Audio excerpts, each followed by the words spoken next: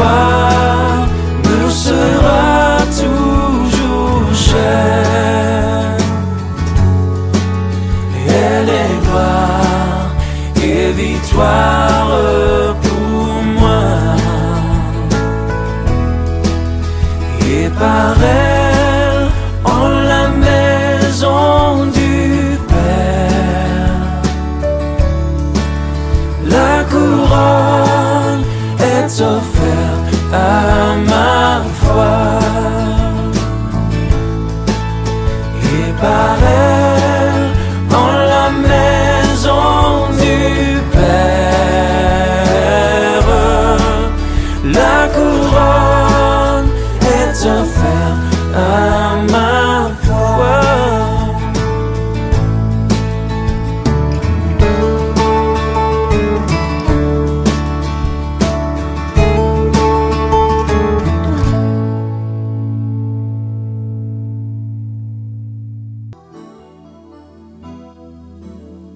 Revêtons l'armure et gagnons le pays.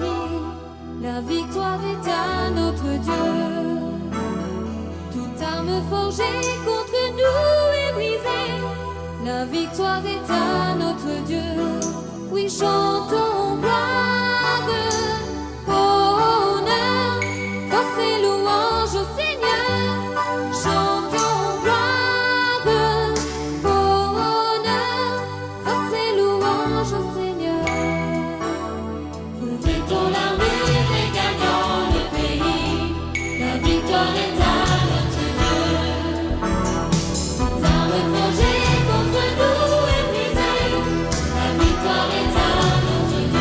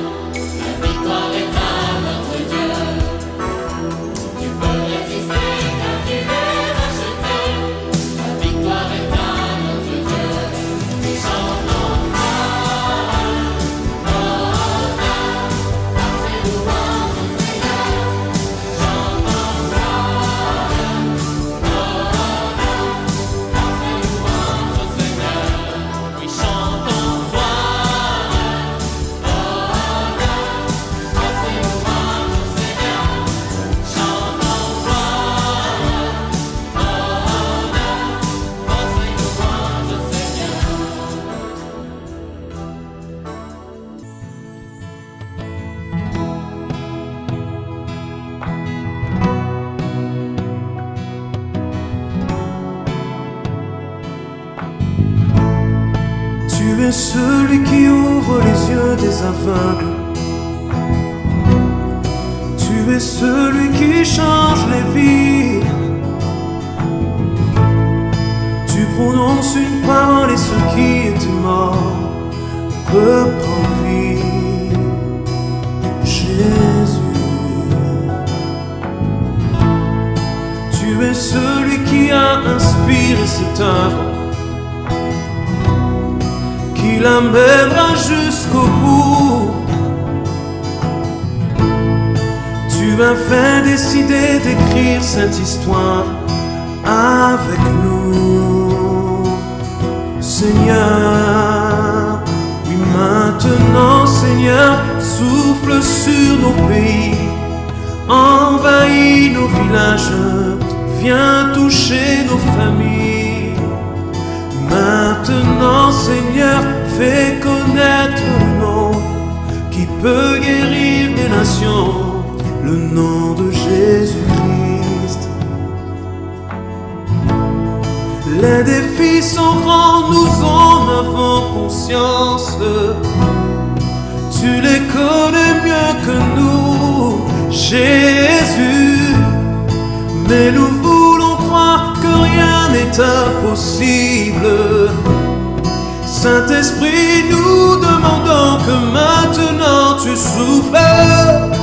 Oh oui, souffle sur nos pays, envahis nos villages, viens toucher nos familles. Jésus, maintenant, Seigneur, fais connaître le nom qui peut guérir les nations, le nom de Jésus-Christ. Oui, maintenant, maintenant, Seigneur, souffle sur nos pays, envahis nos villages, viens toucher nos familles. Jésus, maintenant, Seigneur, fais connaître le nom qui peut guérir les nations, le nom de Jésus-Christ. Fais tomber la pluie d'en haut, fais tomber la pluie du ciel, fais tomber la pluie d'en haut, fais tomber la pluie du ciel. Oui, fais tomber la pluie d'en haut,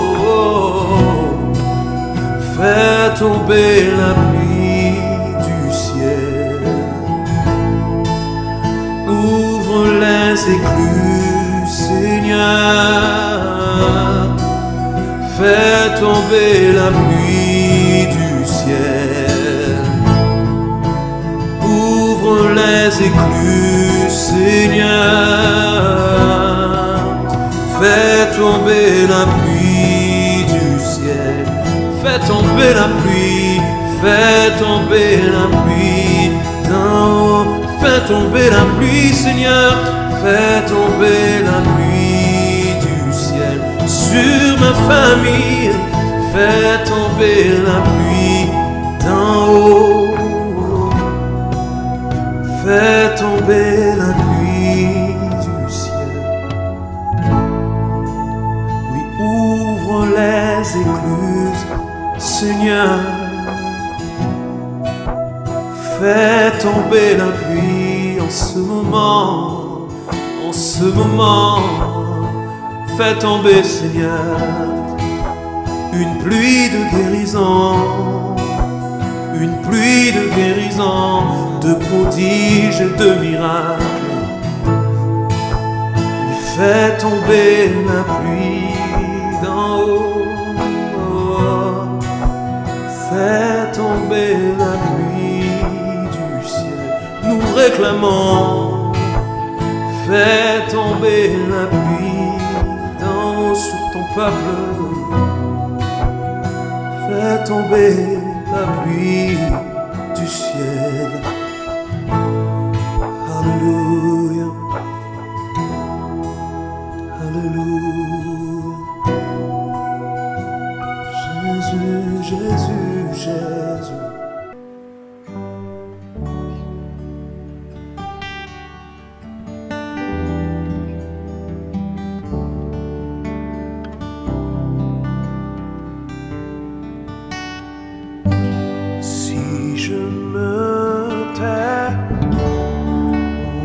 j'apprendrai à écouter la voix du bon berger.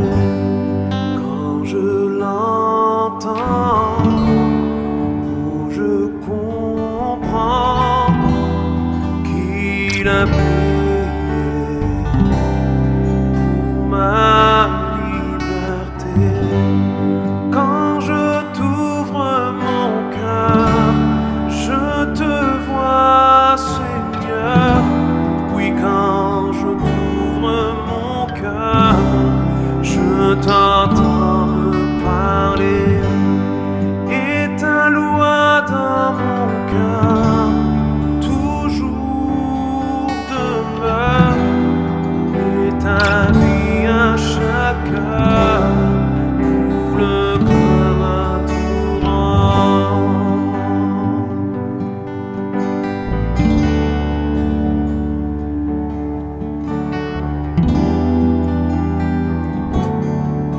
Dans ce moment, Seigneur, alléluia.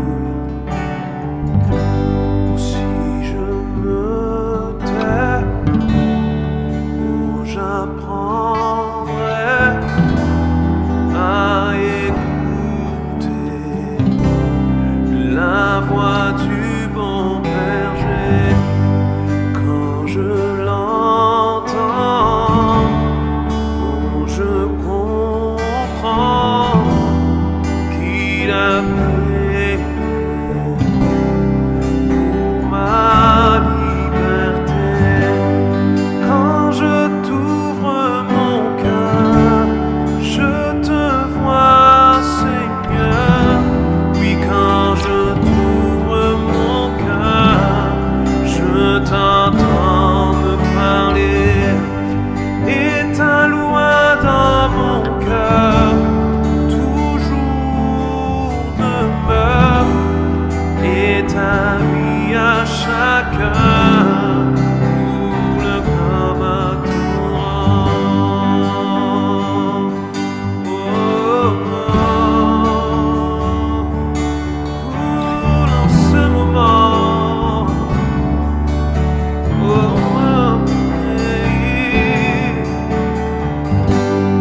Quand je t'ouvre mon cœur, je te vois, Seigneur. Oui, quand je t'ouvre mon cœur, je t'entends me parler. Et ta loi dans mon cœur toujours demeure. Et ta vie à chaque heure coule comme un torrent. Bonjour à tous et bienvenue à notre culte de séjour. Nous sommes dans la joie de pouvoir partager ces moments ensemble avec les Seigneurs. Merci au Seigneur qui nous a gardés tout au long de la semaine et qui nous donne cette opportunité de pouvoir être à l'écoute de sa parole. Je pense que vous allez tous bien, que vous avez passé une merveilleuse semaine dans la présence du Seigneur. Et ma prière, c'est que vraiment le Seigneur puisse continuer en tout cas à nous bénir à chaque instant. Bien-aimés, sans plus tarder, je vais prendre avec vous dans les Actes des Apôtres au chapitre 2. Nous prenons à partir du verset 42. Actes des Apôtres, chapitre 2. Nous prenons le verset 42 et nous allons continuer sur le chapitre 3 des Actes des Apôtres. Nous lisons. Ils persévéraient dans l'enseignement des apôtres, dans la communion fraternelle, dans la fraction du pain et dans les prières. La crainte s'emparait de chacun et il se faisait beaucoup de prodiges et de miracles par les apôtres. Tous ceux qui croyaient étaient dans le même lieu et ils avaient tout en commun. Ils vendaient leurs propriétés et leurs biens et ils en partageaient le produit entre tous, selon le besoin de chacun. Ils étaient chaque jour tous ensemble, assidus au temple. Ils rompaient le pain dans les maisons et prenaient leur nourriture avec joie et simplicité de cœur, louant Dieu et trouvant grâce auprès de tout le peuple. Et le Seigneur ajoutait chaque jour à l'église ceux qui étaient sauvés. Donc ils étaient tous ensemble Nous sommes ici après l'effusion de l'Esprit, après la Pentecôte. Donc là, il y a vraiment un changement dans l'Église. L'Église est née et ils sont tous ensemble. La Bible nous dit qu'ils persévéraient dans l'enseignement des apôtres. Comme quoi, quand vraiment on a rencontré le Seigneur et qu'on a expérimenté la puissance du Saint-Esprit, bien aimé, on a envie d'aller encore plus haut et on a envie de voir la main de Dieu. Et au chapitre 3, il nous est dit, Pierre et Jean montaient ensemble au temple à l'heure de la prière. C'était la 9e heure. Il y avait un homme boiteux de naissance qu'on portait et qu'on plaçait tous les jours à la porte du temple, appelé la Belle, pour qu'il demandât l'aumône à ceux qui entraient dans le temple. Cet homme, voyant Pierre et Jean qui allaient y entrer, leur demanda l'aumône. Pierre, de même que Jean, fixa les yeux sur lui et dit, « Regarde-nous » et il le regardait attentivement, s'attendant à recevoir d'eux quelque chose. Alors Pierre lui dit, « Je n'ai ni argent, ni or, mais ce que j'ai, je te le donne. Au nom de Jésus-Christ de Nazareth, lève-toi et marche. » Et le prenant par la main droite, il le fit lever. Au même instant, ses pieds et ses chevilles devinrent fermes. Et d'un saut, il fut debout et il s'est mis à marcher. Il entra avec eux dans le temple, marchant, sautant et louant Dieu. Tout le peuple le vit marchant et louant Dieu. Il reconnaissait que c'était celui qui était assis à la belle porte du temple pour demander l'aumône, et il fut rempli d'étonnement et de surprise au sujet de ce qui lui était arrivé. Amen. Nous allons demander la grâce de Dieu. Seigneur, merci pour ta grâce et ta bonté. Merci pour ta fidélité. Merci pour ce moment que nous partageons, Seigneur, dans ta présence. Combien ta présence est magnifique, combien nous aimons ta présence. Merci, Seigneur, de bénir mon frère, de bénir ma soeur, de bénir tout un chacun de nous, car nous avons besoin de toi. Bénis, Seigneur, ta parole, mon Dieu, que cette parole trouve le chemin des cœurs. Merci pour tout, que ton nom soit béni à jamais, au nom de Jésus. Amen. Amen, que Dieu soit béni. Ce message, ça me fait penser d'ailleurs à notre frère aîné. Je sais qu'il l'a partagé il n'y a pas très longtemps. Il a appris le chapitre 3 des Actes des Apôtres. J'ai aussi une pensée pour lui parce qu'il a perdu son père et là, il est parti pour le Cameroun. Que Dieu, notre Seigneur, en tout cas, puisse l'accompagner parce que c'est toujours difficile quand on perd un être cher. Et en tant qu'enfant de Dieu, que notre frère soit un témoignage auprès de la famille, que le Seigneur soit avec lui et sa famille. Bien-aimé, la Bible déclare, « Or, le Seigneur, c'est l'Esprit, et là où est l'Esprit du Seigneur, là est la liberté. » Là où est l'Esprit du Seigneur, là est la liberté. La liberté, pas la liberté de faire n'importe quoi, pas la liberté de vivre comme bon nous semble, pas la liberté d'agir comme tout le monde, parce que nous sommes un peuple à part. L'Église, c'est l'ensemble des hommes, des femmes que Dieu a appelés à part, en dehors du monde.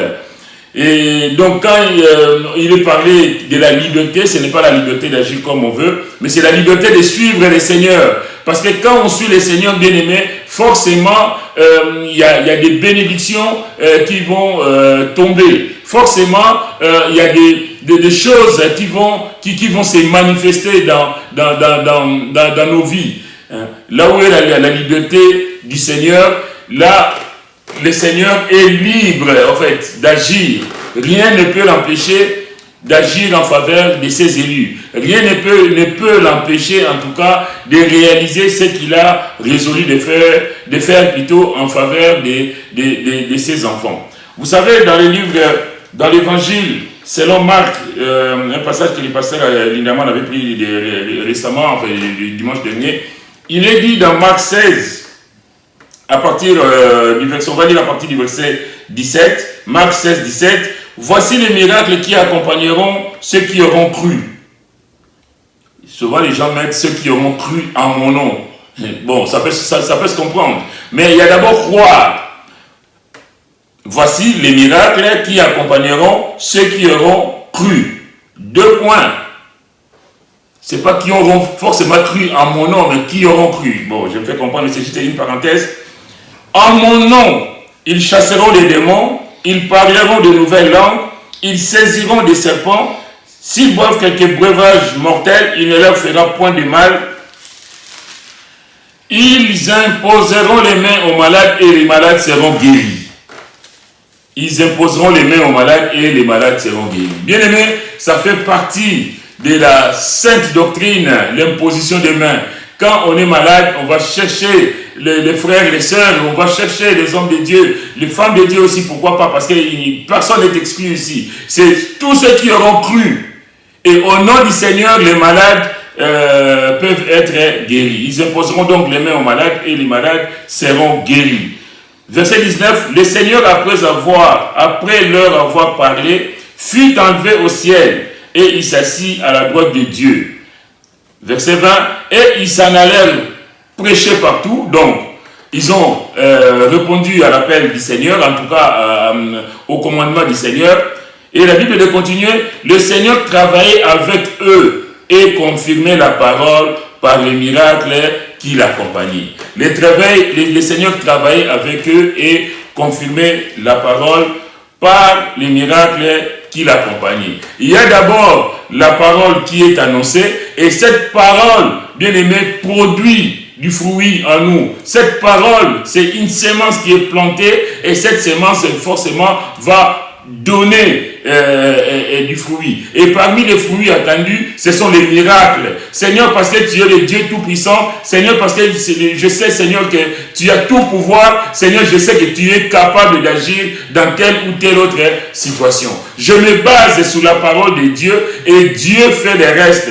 Parce que sa parole en nous, sa parole, ça prend vie en nous. C'est-à-dire on ne va pas faire des choses pour faire, dire des choses pour dire, mais il faut qu'on fasse corps avec cette parole et pour que nous voyons des miracles. Donc ils vont aller partout et le Seigneur travaillait avec eux et confirmait la parole, donc la parole qu'eux ils annonçaient, et cette parole était suivie de miracles. Que le nom du Seigneur soit béni. On voit que si le Seigneur n'est pas avec nous, si le Seigneur ne travaille pas lui-même avec nous, bien aimé, tout ce qu'on peut faire est déjà voué à l'échec. Ça sert à rien. Ça peut avoir une certaine apparence au vu du monde, au vu des autres, de ceux qui nous voient, mais en réalité, il n'y aura aucun fondement, il n'y aura aucune profondeur, il n'y aura aucune racine. Parce que toute œuvre humaine, j'ai eu l'occasion d'en parler, toute œuvre humaine est vouée à l'échec.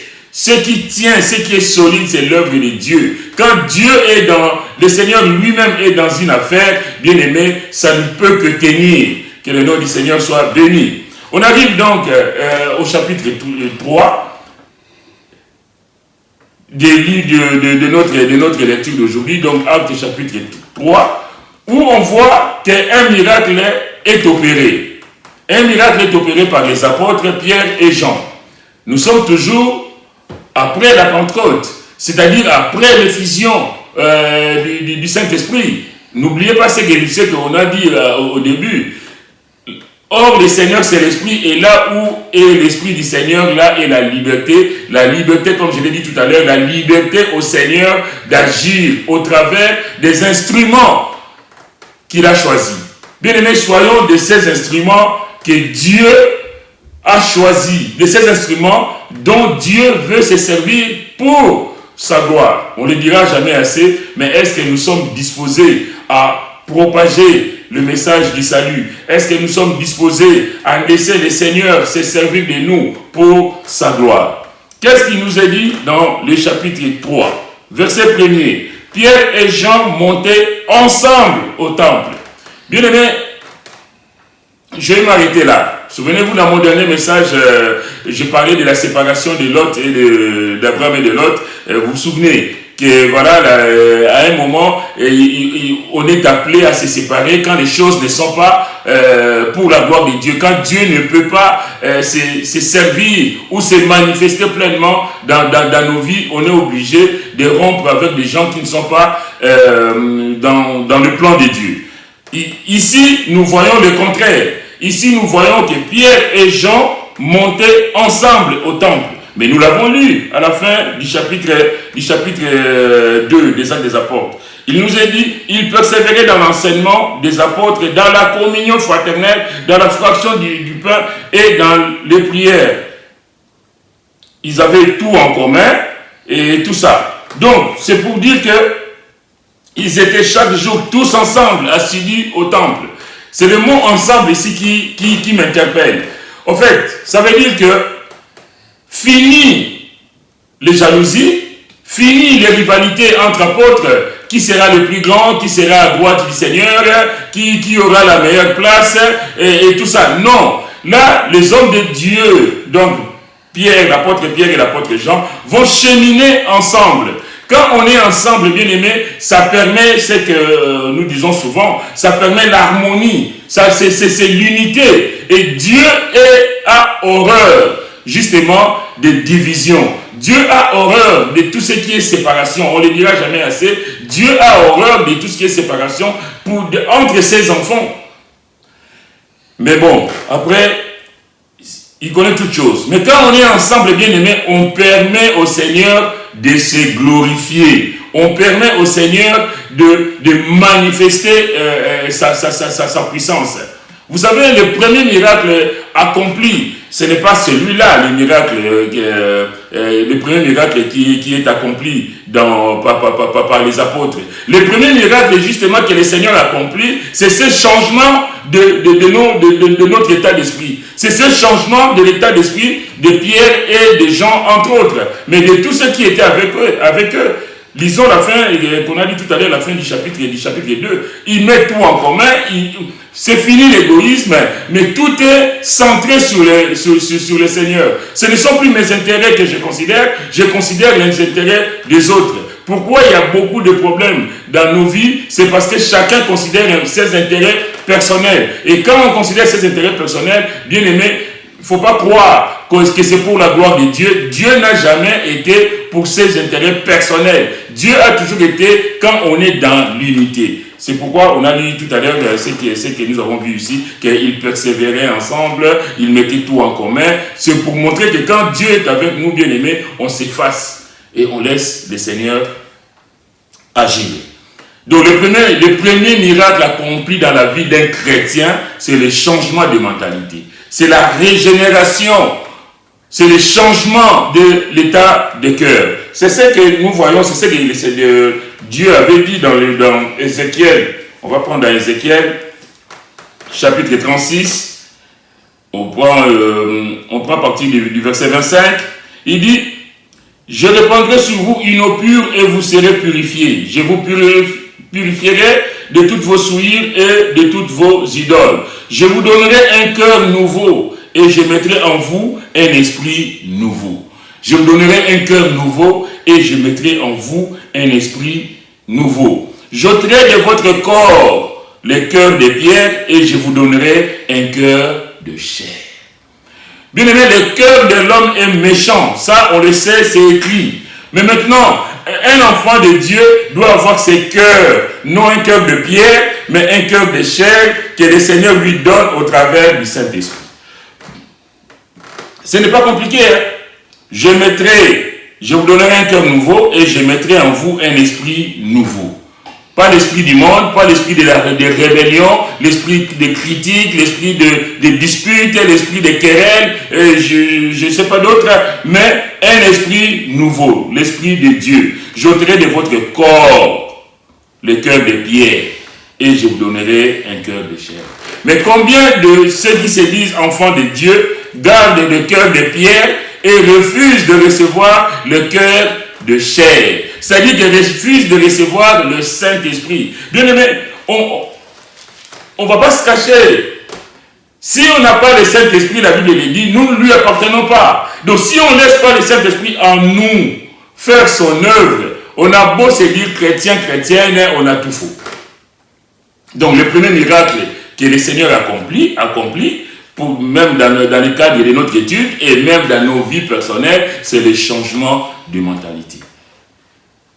D'avoir un cœur nouveau, de laisser l'Esprit de Dieu On le voit, après la Pentecôte, ce n'est plus le même Pierre, ce n'est plus le même Jean, ce ne sont plus les mêmes chrétiens. Ça change forcément. Et là, parce qu'il y a l'harmonie, parce qu'on voit les choses dans la même direction, on a l'intérêt, l'objectif à atteindre, c'est le salut des âmes. On n'a plus de l'intérêt personnel, en tout cas, on recherche plus son intérêt personnel, on recherche l'intérêt des autres et l'intérêt du Seigneur. Bien aimé, je vais dire cet après-midi que les grandes bénédictions dans nos vies, dans nos familles, dans l'église, passeront inévitablement par l'intimité avec Dieu d'abord, ça va de soi. Comme je vous ai dit dans l'autre message, on puise dans le cœur de Dieu et on distribue autour de nous. Ça passe donc inévitablement par l'intimité avec Dieu, puis par l'harmonie et l'unité des uns avec les autres.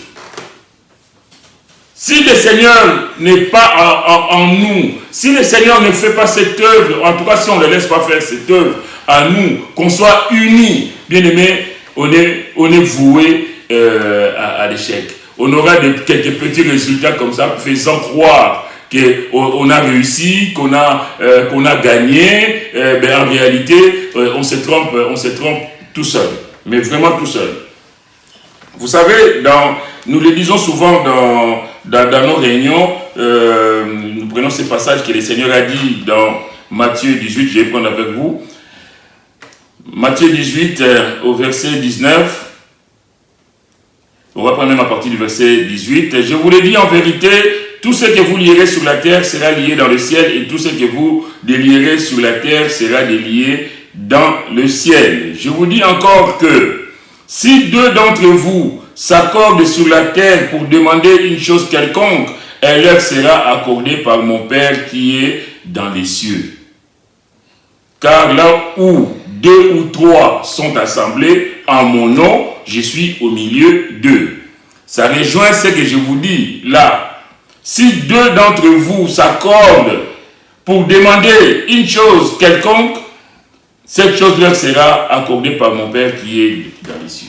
Bien aimé, c'est ça l'harmonie. Qu'on soit d'accord. Parce que tu ne peux pas marcher avec quelqu'un qui n'est pas d'accord avec toi. Tu ne peux pas fonder une famille, par exemple, avec quelqu'un avec lequel vous n'avez pas la même vision. Si chacun regarde devant, si tous les deux nous regardons devant, bien aimé, nous allons cheminer sans problème. Mais s'il y en a un qui regarde à gauche, l'autre à droite, ça va finir mal. Donc il faut qu'on soit d'accord. Et pour être d'accord, on laisse le Seigneur nous guider. Et si on est guidé par la lumière de Dieu, bien aimé, on aura forcément des bénédictions. Il y aura des soucis. Les soucis font partie de la vie. Mais la finalité, ce sera toujours la bénédiction. Là où deux ou trois sont assemblés à mon nom, je suis au milieu d'eux. Et Dieu n'est pas un Dieu de solitude, un Dieu qui fait, voilà, comment je vais dire ça, un Dieu qui approuve les divisions. Non, Dieu n'est pas dans la division, Dieu il est dans l'unité. Si deux, c'est un, voilà, deux ou trois sont rassemblés en mon nom, je suis au milieu d'eux. Que Dieu nous aide, bien-aimés, à voir les choses selon Dieu. Que Dieu nous aide, bien-aimés, à nous accorder pour la gloire de Dieu. Bien-aimés, pour voir la main de Dieu, il nous faut persévérer donc dans la foi, dans la confiance absolue en Dieu, d'être donc, d'avoir cette harmonie autour de nous. Une église où il n'y a pas d'harmonie, il ne se passera rien. Une église où les chrétiens sont en train de se faire la guerre les uns contre les autres, bien évidemment, Dieu ne peut pas être dans une église comme ça. Une église où les gens sont en train de se critiquer les uns les autres, ben oui, on va continuer à se critiquer, mais ça, ce n'est pas pour la gloire de Dieu. Que Dieu nous aide, bien-aimés, à rechercher la paix et la sanctification, sans laquelle personne ne verra Dieu. Dieu a besoin que nous soyons des hommes et des femmes à part pour lui. Des hommes et des femmes qui regardent l'avenir en ayant les yeux fixés sur lui, en comptant sur lui. Bien-aimés, nous devons laisser le Saint-Esprit agir en nous. Alors, donc, les miracles, il va y avoir donc ces miracles de cet homme qui est né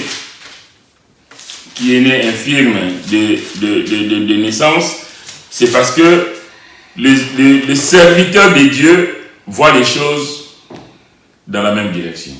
Les serviteurs de Dieu ont fait le ménage autour d'eux. Et avec la foi de cet homme, qu'il le regarde, on va y arriver et le miracle va s'accomplir. Nous voulons voir des bénédictions, nous voulons voir des miracles dans nos vies. Commençons par faire le ménage autour de nous.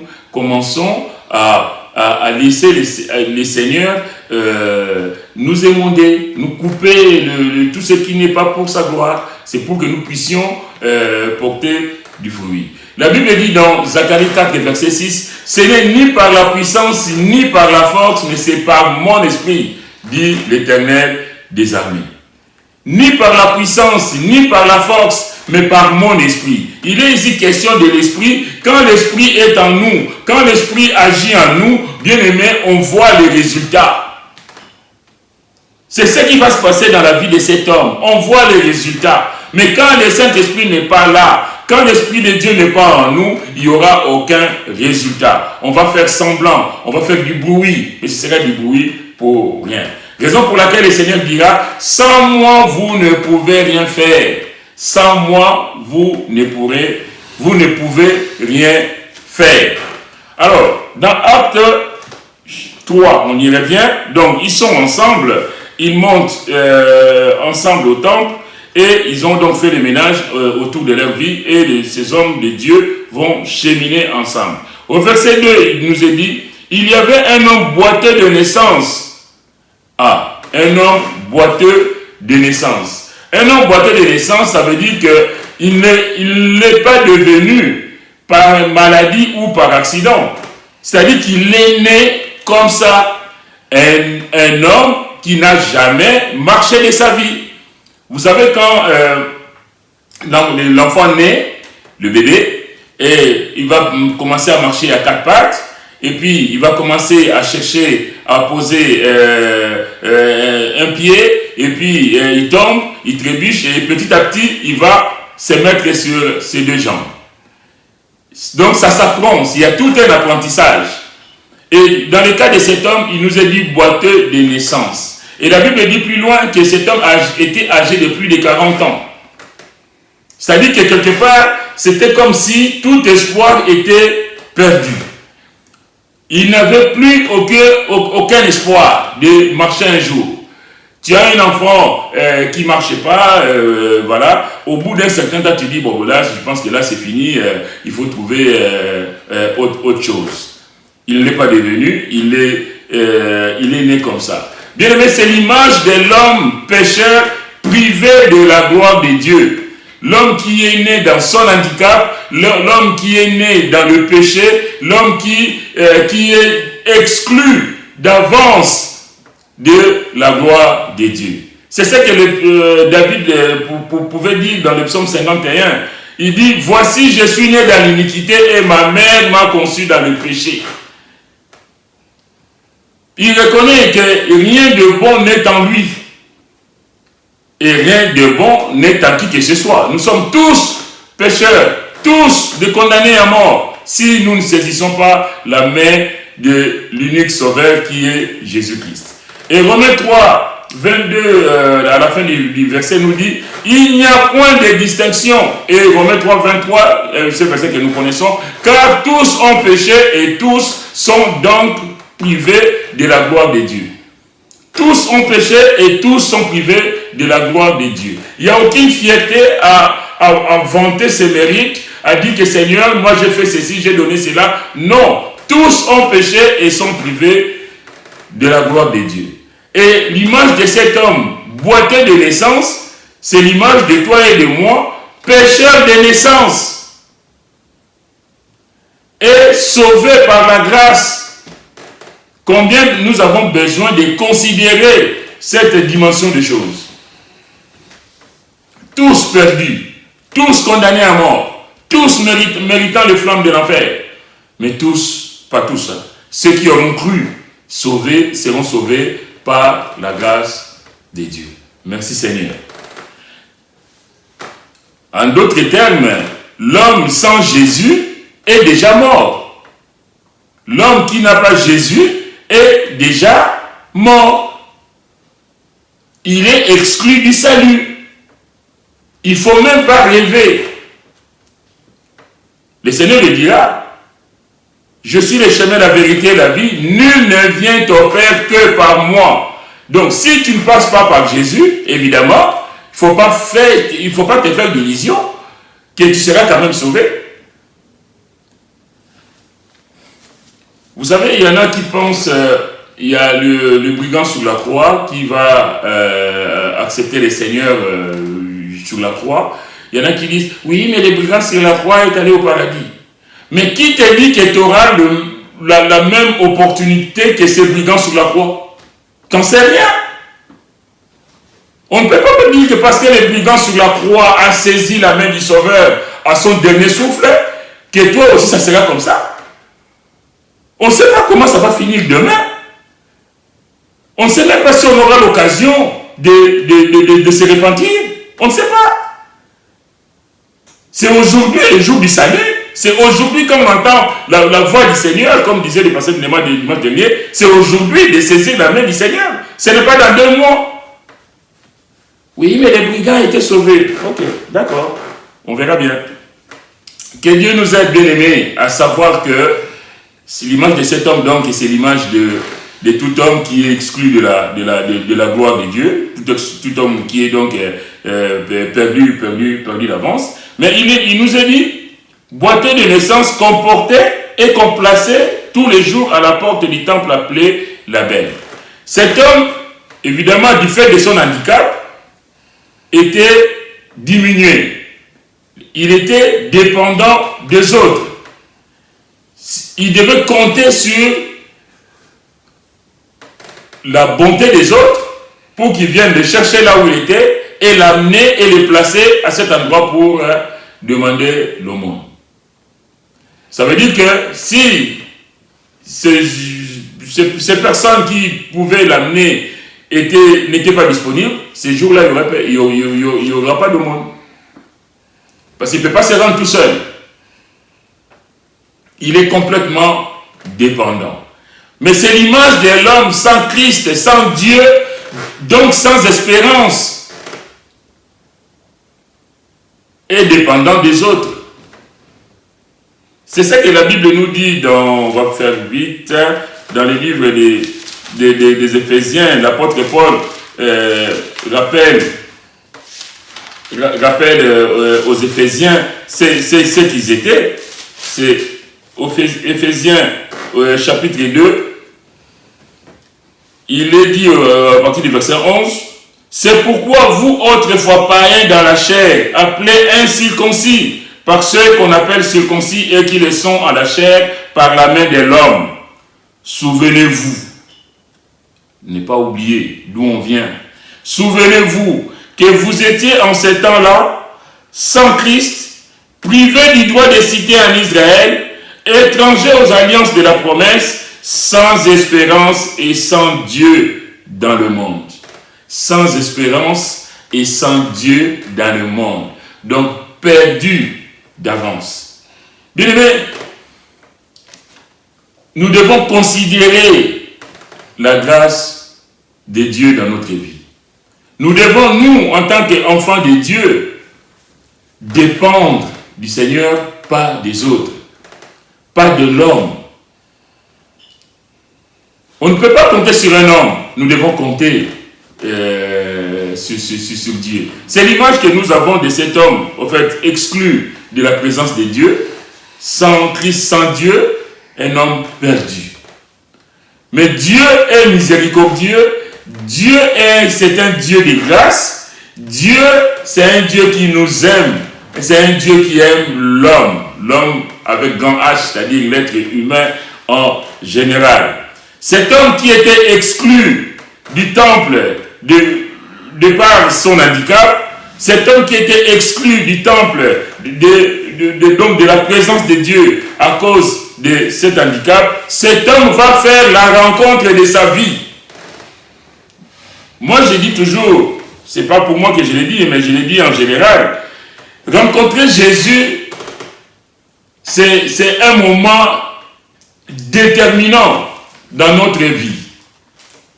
Et si nous l'avons vraiment rencontré. Parce que quand on rencontre Jésus bien-aimé, les choses changent. La vie change. Quand on laisse Jésus agir dans nos vies, bien-aimé, on ne peut plus être les mêmes personnes qu'avant. Ce n'est plus possible. Mais si réellement, si nous lui donnons notre vie entièrement, c'est ça que l'apôtre, je le prends, mais c'est pour vous amener un peu à comprendre ma pensée. C'est ce que l'apôtre Pierre et l'apôtre Jean vont expérimenter. Quand le Saint-Esprit nous inonde, quand nous sommes débordants de puissance, ce n'est pas nous, mais c'est la puissance de Dieu en nous. C'est le Seigneur qui agit en nous, mais les miracles s'opèrent. Et cet homme va faire la rencontre de sa vie. Cet homme âgé de plus de 40 ans, on l'a dit tout à l'heure, plus de 40 ans, c'est marqué dans la Bible, va donc rencontrer le Seigneur. La question qu'on peut se poser, est-ce que cet homme n'a pas vu Jésus? Ou plutôt le contraire, est-ce que Jésus ne l'a pas vu pour le guérir? Parce qu'il est dit qu'on le venait de déposer tous les jours. Et le Seigneur aussi était au temple régulièrement. Est-ce que le Seigneur ne l'a pas vu? Bien aimé, le Seigneur l'a peut-être vu, mais Dieu a un temps pour chacun de nous. Le Seigneur est le maître des temps et des circonstances. Il aurait pu le guérir pendant son ministère terrestre, comme il a réservé ça à ses disciples. Bon, ce sera l'occasion pour Pierre et Jean de manifester ma gloire. Mais l'autre question, est-ce que cet homme avait manifesté aussi la foi, comme on l'a vu avec Bartimée et d'autres personnes, vis-à-vis de Jésus, pour qu'il soit guéri? Ça aussi, c'est une question. Mais bon, ce ne sont que des questions. Mais en tout cas, ce jour-là, cet homme, la Bible nous dit, on va prendre la parole.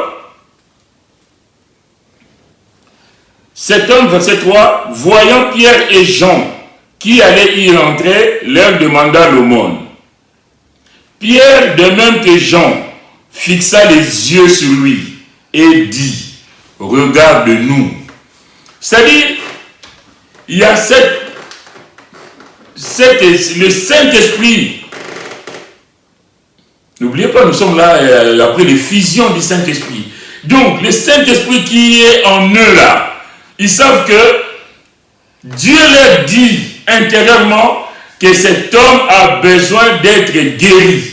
Et aujourd'hui, bien aimé, c'est ce que je vous dis, mais je ne le dirai jamais assez, je sais que vous me comprenez, que quand on est un enfant de Dieu, quand on a puisé dans le cœur de Dieu, quand on a cette intimité avec Dieu, il se passe des choses merveilleuses autour de nous.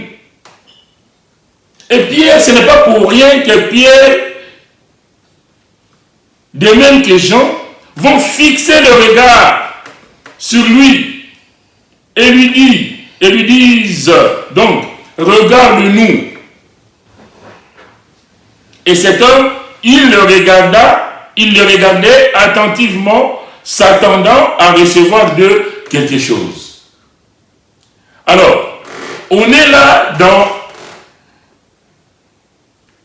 dans une situation un peu délicate, on va dire. Cet homme qui fait le monde, il demande une petite pièce. Ou alors un petit regard de pitié. Mais il voit ces deux hommes qui lui disent, regarde-nous. Et il fixe les yeux. Et dans les yeux de cet homme, Pierre et Jean vont déceler que cet homme, ce n'est pas simplement une pièce qu'il attend. Cet homme attend autre chose qu'une simple pièce. Et ce n'est pas l'argent qui fait le bonheur, bien aimé. Malheureusement, dans la vie actuelle, les hommes courent, les femmes courent après l'argent.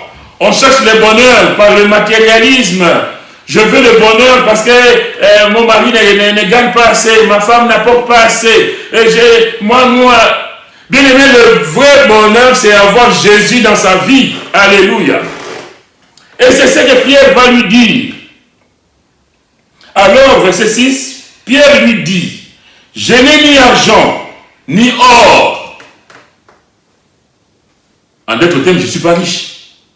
C'est comme je vous dis, ce n'est pas l'argent qui va faire que tu sois heureux. Mais moi, j'ai quelque chose à te donner.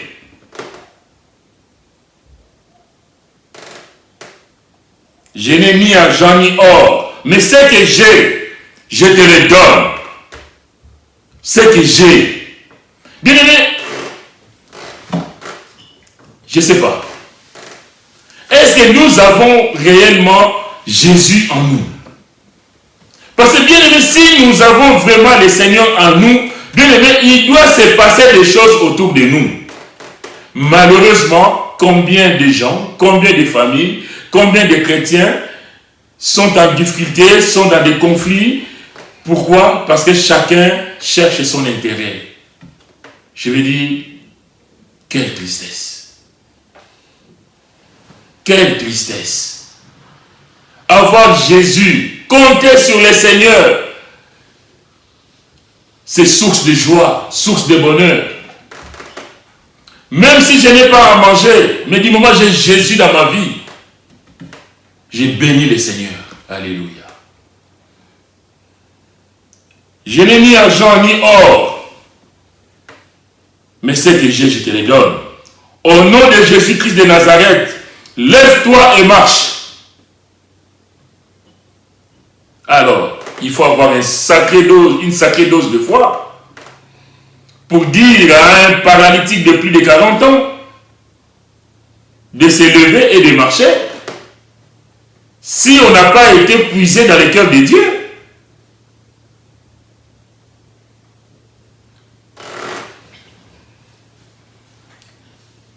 Ce n'est pas simplement de dire aussi, lève-toi et marche, et puis on attend. La Bible dit, et le prenant par la main droite, il le fit lever. C'est-à-dire qu'il y a une transmission de force. Il y a une transmission de puissance. Quand la Bible dit, ils imposeront les mains aux malades et les malades seront guéris, mais parce que dans l'imposition de mains, il y a une puissance qui est transmise. Il y a une force qui nous quitte et qui va sur la personne qui s'attend à la guérison, à la bénédiction. C'est comme la femme à la porte de sang là, qui touche le vêtement du Seigneur. Et le Seigneur va dire, je sentis une force sortir de moi. Bien aimé, le contact avec le Seigneur, au travers de ses serviteurs, remplis de l'Esprit, parce que nous l'avons en nous. Bien aimé, ce contact-là fait jaillir les miracles.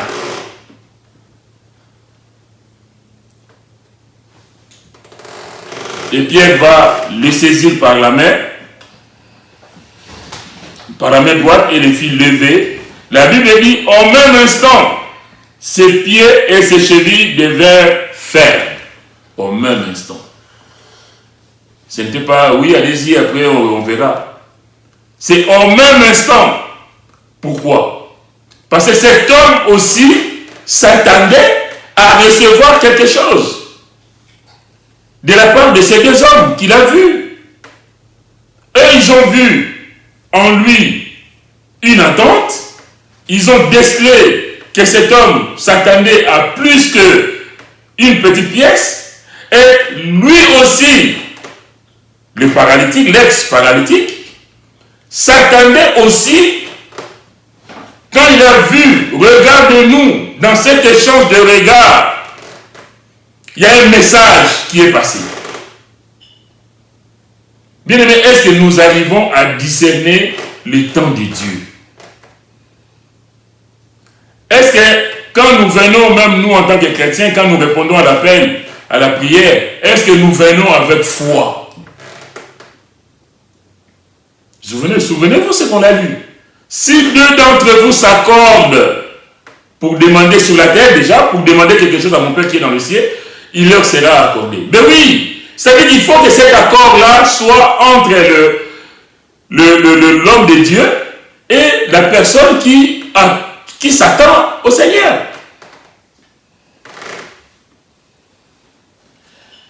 Extraordinaire. Donc ses chevilles, ses pieds et ses chevilles devinrent fermes. D'un saut, il fut debout et il s'est mis à marcher. Il entra avec eux dans le temple, marchant, sautant et louant Dieu. Quelle grâce! Quelle grâce! Et la Bible de continuer, verset 9. Tout le monde le vit marchant et louant Dieu. Il reconnaissait que c'était celui qui était assis à la belle porte du temple pour demander l'aumône. En d'autres termes, quand on a rencontré le Seigneur, quand on a expérimenté l'amour de Dieu, quand on a expérimenté la puissance de Dieu en nous, bien aimé, on ne peut que le louer, on ne peut que l'adorer, on ne peut que considérer son amour.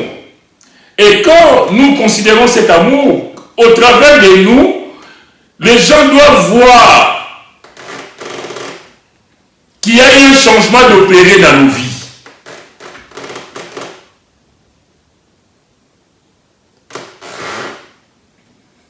Tout le monde le vit marchant et louant Dieu. Ça dit qu'il y a un passé oublié. Mais ce n'est pas celui-là qui était à la belle porte. Oui, c'est bien lui. Mais sauf qu'il n'est plus le monde là. Il a rencontré le roi des rois, le seigneur des seigneurs, le sauveur du monde. Et sa vie a changé. Et ça, bien aimé, autour de nous, les gens doivent le constater.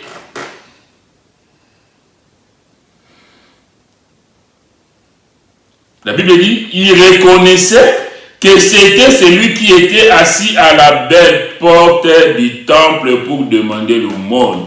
C'est comme toi et moi, bien-aimés, autrefois dans le péché, autrefois dans le désordre, que le monde reconnaisse en nous que nous ne sommes plus comme avant.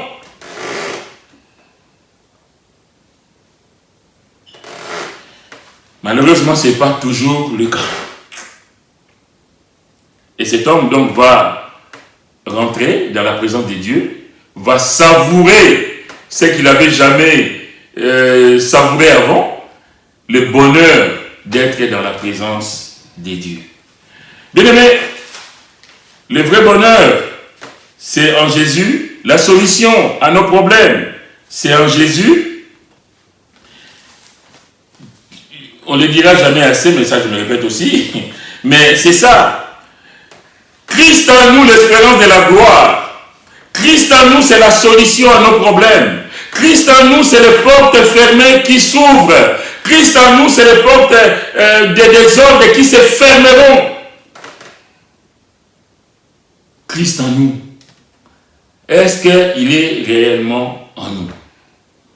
En tout cas, quand nous l'avons mis à la place qu'il faut, quand nous avons le Saint-Esprit, donc l'Esprit de Christ en nous, nous appartenons au Seigneur, bien-aimé, Dieu se glorifie et se glorifiera toujours. Quand nous nous attendons à lui, quelles que soient les situations que nous pouvons connaître, quelle que soit la durée du problème, quelle que soit les souffrances et le mépris peut-être des autres, mais il y a un jour, si nous regardons à lui, si nous nous attendons à lui, bien-aimé, Dieu n'abandonne pas ceux qui lui font confiance. Dieu honore ceux qui l'honorent. On va s'arrêter au livre des Colossiens, chapitre 2. Il est dit, comme cet homme d'ailleurs, vous qui étiez morts par vos offenses et par l'incirconcision de votre chair, il vous a rendu à la vie avec lui. Nous étions tous morts, mais avec lui nous sommes revenus à la vie. Il vous a rendu à la vie avec lui. Et en nous faisant grâce pour toutes nos offenses. Quelquefois les gens veulent nous rappeler notre passé, nous rappeler ce qu'on a fait il y a 15, 20 ans, 10, 15, 20 ans, je ne sais pas combien. Mais combien nous devons aussi leur dire que Oui, ça c'était ma vie passée. Mais maintenant, je suis une nouvelle créature. Maintenant, c'est autre chose en moi. J'étais peut-être cet homme qui faisait le monde à la belle porte du temple, mais ce n'est plus le cas. Maintenant, je vis pour la gloire de Dieu. Je marche, je saute de joie pour mon Seigneur. Et je répands la bonne odeur du Christ autour de moi. Et ceux qui sont autour de moi les sentent. Vous qui étiez morts par vos offenses et par l'incirconcision de votre chair, il vous a rendu à la vie avec lui, en nous faisant grâce pour toutes nos offenses. Il a effacé l'acte dont les ordonnances nous condamnaient et qui subsistait contre nous. La loi condamnait cet homme à rester dehors, à rester hors de la présence de Dieu, la loi. Mais en Christ, il a effacé. Ô Seigneur, que ton nom soit béni. Il a effacé l'acte dont les ordonnances nous condamnaient et qui subsistait contre nous. Et il a détruit en le clouant à la croix. Vous savez, dans l'ancien temps, en fait, quand quelqu'un était redevable de quelque chose, il devait, par exemple, on devait lui saisir sa maison. Maintenant, ça existe avec les huissiers et tout ça. Et il y avait des affiches dans la ville où c'était noté, monsieur tel doit, voilà, on doit saisir sa maison ou telle chose parce qu'il doit tel montant, voilà. Mais là, en fait, le Seigneur est venu, il a dit non. Monsieur Jean Makassi ne doit plus rien à personne. Alléluia. Que le nom du Seigneur soit béni, bien-aimé. Mais à la place de Jean Makassi, tu mets ton nom. Je ne dois plus rien à personne. Le passé, effacé. Et il dit, il a effacé l'acte, cet acte juridique, hein, c'est un acte juridique, dont les ordonnances nous condamnaient et qui subsistait contre nous. Il l'a détruit en le clouant à la croix.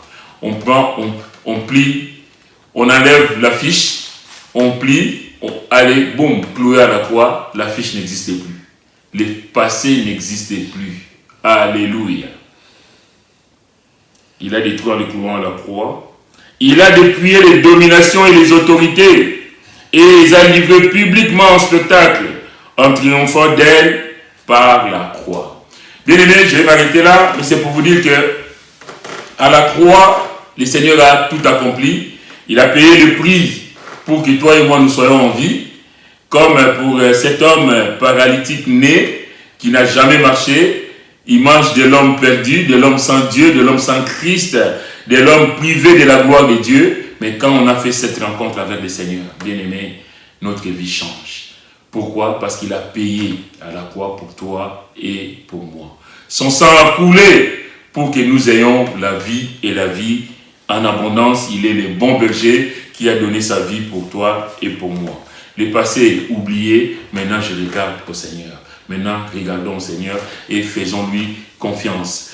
Regardez-nous, qu'il y ait cet échange entre nous, qu'il y ait cet échange de vision entre toi et le Seigneur. Bien-aimé, il va se passer des choses et des grandes choses pour toi et pour moi.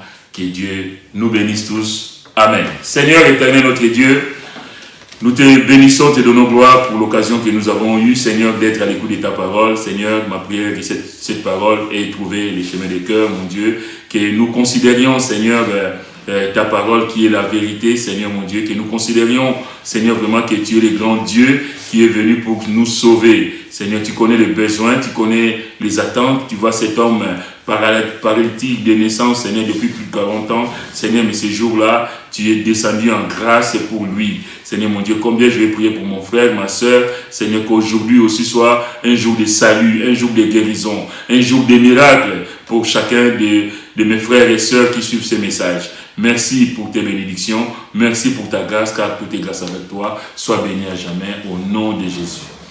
Si tu es là, mon frère, ma soeur, tu ne connais pas Jésus et que tu as suivi ces messages, comme cet homme qui était loin du temple, cet homme qui ne pouvait pas être au bénéfice de la présence de Dieu, mais ces jours-là, il a accepté le Seigneur, entre guillemets, parce qu'il a suivi Pierre et Jean, il est rentré au temple avec eux. Si toi aussi tu es dans cette situation, tu aimerais expérimenter la puissance de Dieu, l'amour de Dieu, tu veux accepter Jésus en tout cas comme Seigneur et Sauveur, si tu es là, je vais aussi prier pour toi, que le Seigneur puisse se glorifier. Seigneur éternel, mon Dieu, mon Père, je te bénis pour cette personne, là où elle est, mon Dieu, qui t'accepte comme Seigneur et Sauveur. Je prie, Seigneur, que tu puisses l'attirer à toi, car tu ne mets point dehors celui qui vient à toi. Merci, Seigneur, de l'aider, merci de l'encourager, merci en tout cas de continuer à agir en sa faveur, qu'il puisse voir, Seigneur, que tu es le grand Dieu, le Tout-Puissant, que tu es le vrai Sauveur du monde.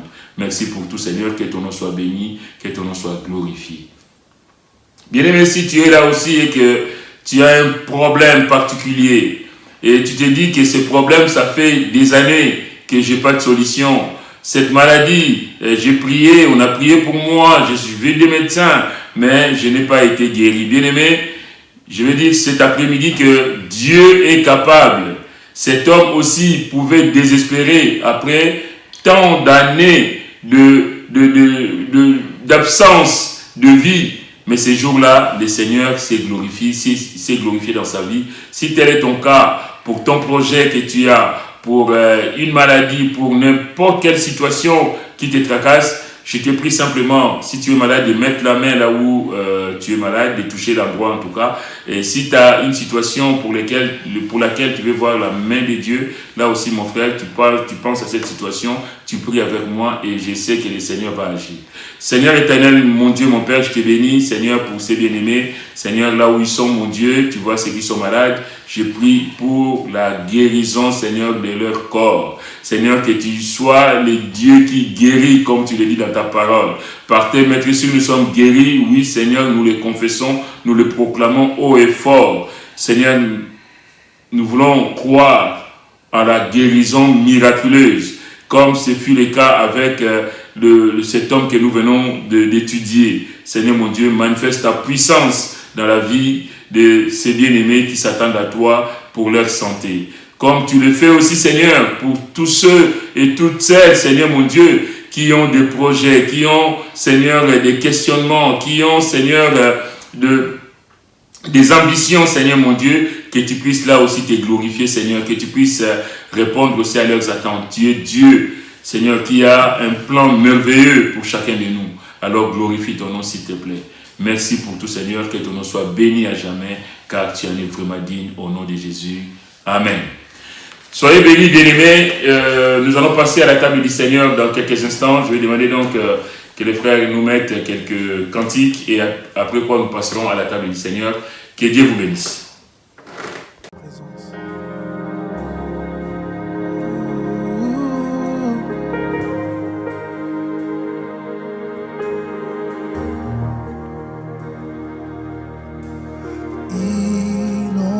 Ce lieu de ta présence, nous avons besoin de toi.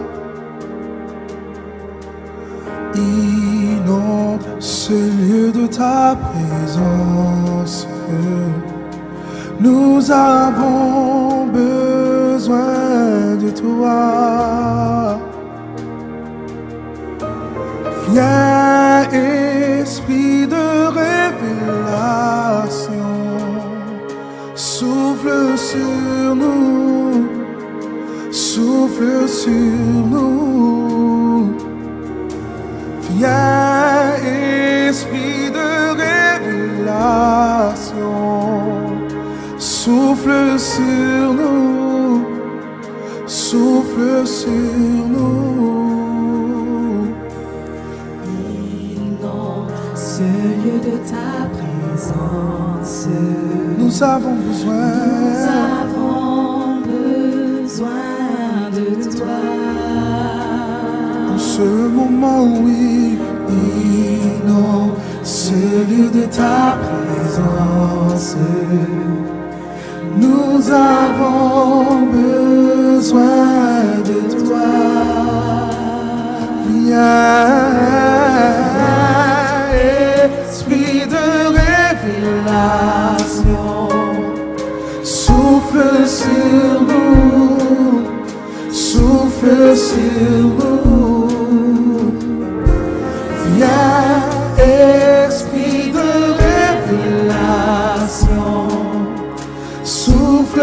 sur nous, souffle sur nous. Oh viens,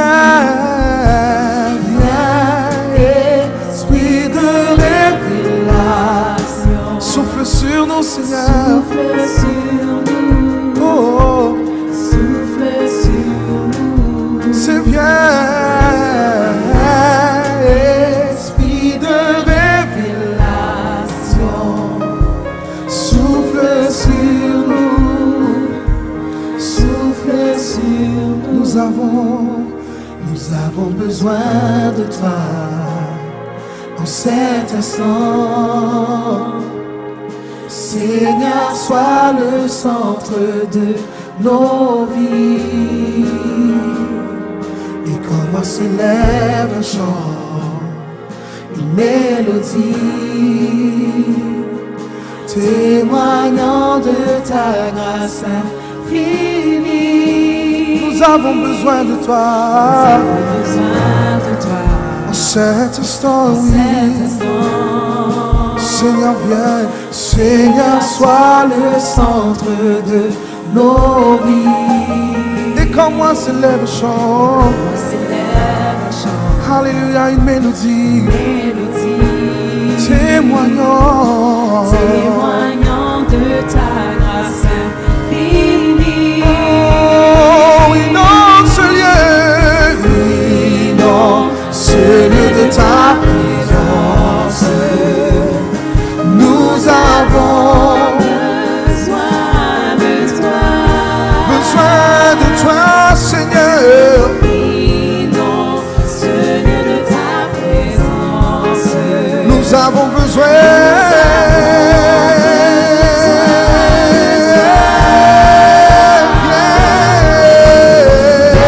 Esprit de révélation, Souffle sur nous, souffle sur nous, c'est bien. Esprit de révélation, Souffle sur nous, Seigneur.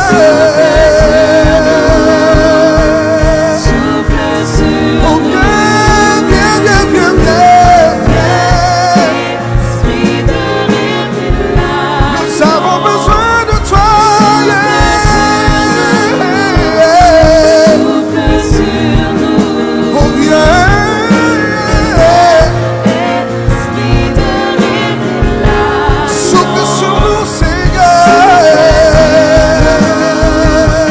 souffle sur nous. Viens, viens, viens, viens, viens.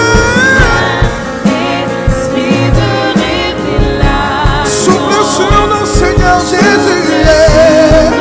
Souffle sur nous, Papa. Oh, yeah.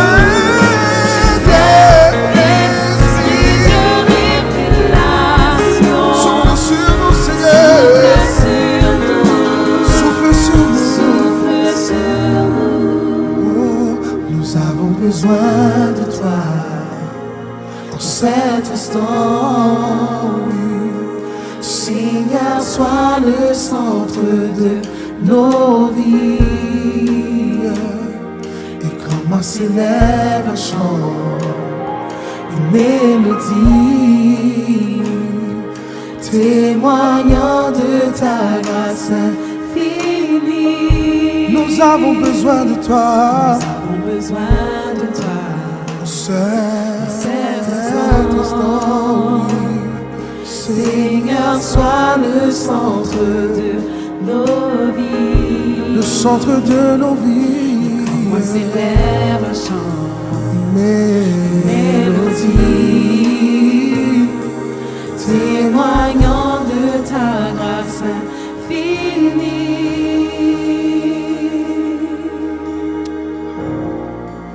souffle sur nous, Seigneur. Oh, nous avons besoin de toi. En ce moment, Seigneur, souffle sur nous, Seigneur. Oh, oh, oh, oh.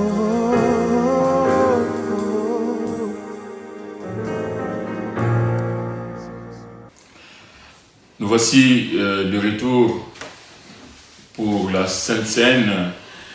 Je vais lire avec vous, bien-aimés, dans la première épître de Paul aux Corinthiens, chapitre 11, à partir du verset 23. « Car j'ai reçu du Seigneur ce que je vous ai enseigné, ce que le Seigneur Jésus, dans la nuit où il fut livré, prit du pain et après avoir rendu grâce, le rompit et dit, « Ceci est mon corps qui est rompu pour vous, faites ceci en mémoire de moi. » De même, après avoir soupé, il prit la coupe et dit, « Cette coupe est la nouvelle alliance en mon sang. Faites ceci en mémoire de moi toutes les fois que vous en boirez, car toutes les fois que vous mangez ce pain et que vous buvez cette coupe, vous annoncez la mort du Seigneur jusqu'à ce qu'il vienne.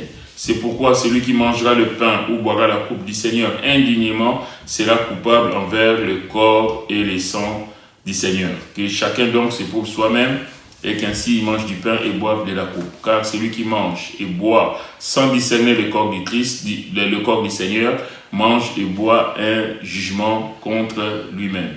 C'est pour cela qu'il y a parmi vous beaucoup d'infirmes et de malades et qu'un grand nombre sont morts. Si nous nous jugeons nous-mêmes, nous ne serions pas jugés. Mais quand nous sommes jugés, nous sommes châtiés par le Seigneur afin que nous ne soyons pas condamnés avec le monde. Ainsi, mes frères, lorsque vous vous réunissez pour le repas, attendez-vous les uns les autres. Si quelqu'un a faim, qu'il mange chez lui, afin que vous ne vous réunissiez pas pour attirer un jugement sur vous.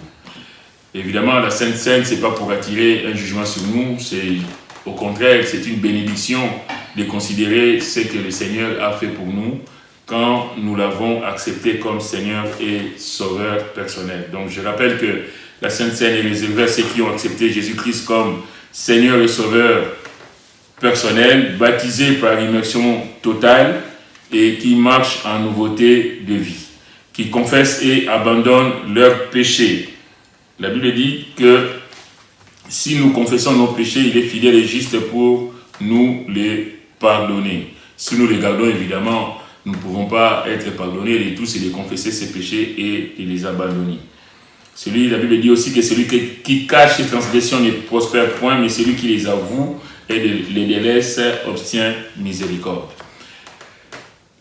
Voilà, donc tout est dit dans la parole. Chacun doit se juger lui-même afin de prendre part à ce repas béni. Bien-aimés, il est dit, car j'ai reçu du Seigneur ce que je vous ai enseigné, c'est que le Seigneur Jésus, dans la nuit, fut livré, prit du pain, et après avoir rendu grâce, le rompit et dit, ceci est mon corps qui est rompu pour vous. Faites ceci en mémoire de moi. Bien-aimés, nous mangeons le pain, symbole du corps du Christ, rompu à la croix du calvaire pour nous.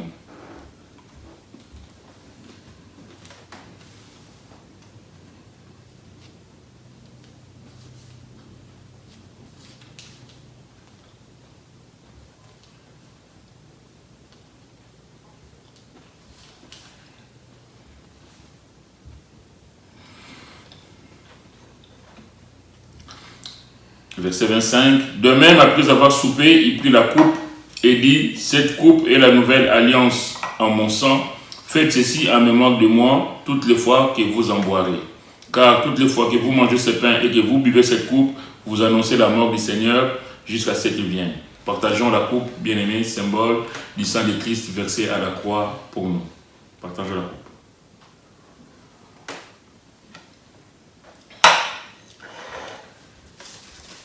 Remercions-le. Là où vous êtes, vous le remerciez et on va le remercier ensemble. Seigneur, merci pour l'occasion que nous avons, Seigneur, de partager cette table, Seigneur mon Dieu, cette table qui nous rappelle l'œuvre magnifique que tu as accomplie à la croix du Calvaire, où tu as tout donné pour nous, Seigneur. Merci, Seigneur, pour cette œuvre. Merci, Seigneur, d'avoir fait de nous des gens de ta maison. Merci, Seigneur, pour cette grâce, car nous savons que nous ne méritons rien, Seigneur, mais tout est grâce avec toi.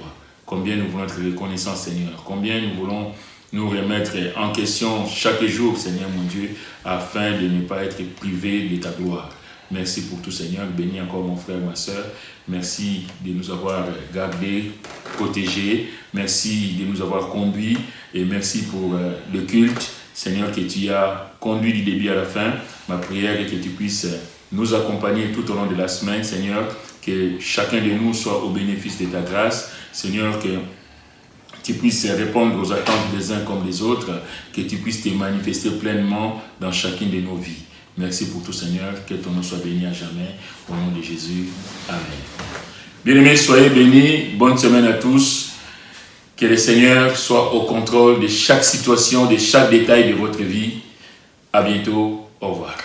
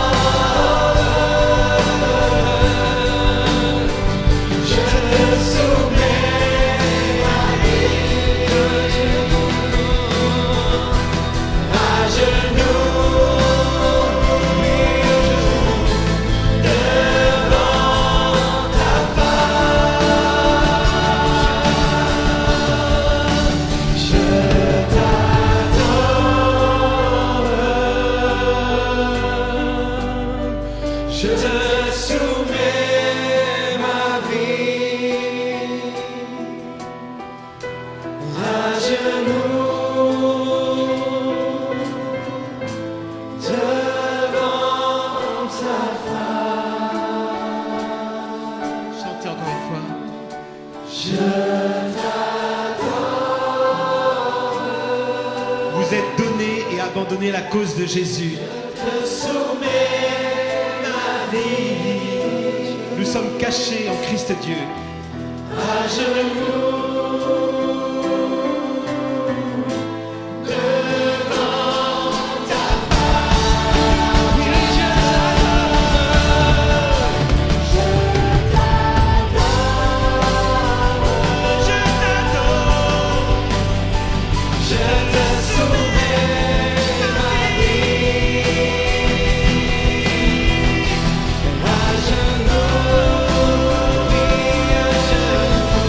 Te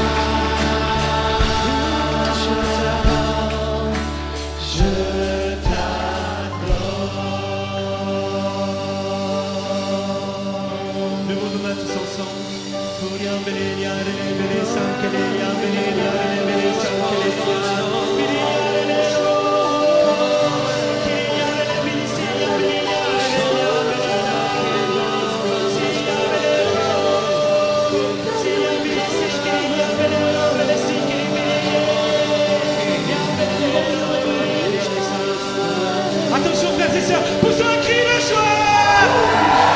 Poussez un cri de joie! Je t'adore. Je te soumets ma vie à Jésus, à genoux,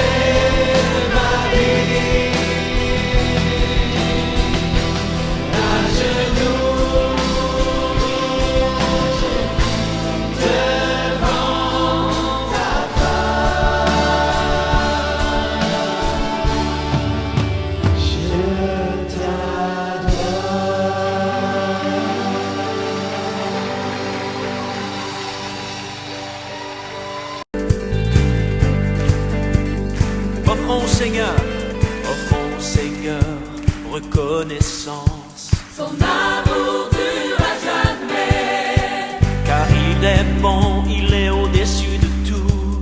son amour dure à jamais. Chantons,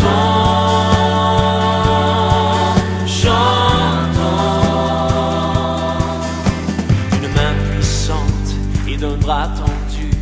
Son amour dure à jamais, Il nous donne une vie nouvelle. son amour dure à jamais. Chantons,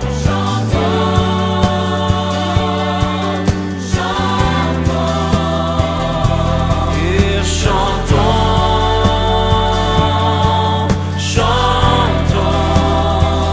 À jamais Dieu est fidèle. À jamais Dieu est grand. À jamais Dieu est avec nous. À jamais, à jamais, à jamais. Le croyez-vous? Du lever du soleil jusqu'à son couchant. Son amour dure à jamais. Oui, par la grâce de Dieu, nous persévérons. Son amour dure à jamais. Chantons,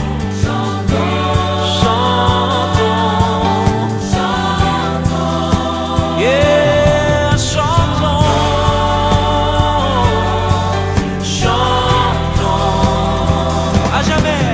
À jamais Dieu est fidèle.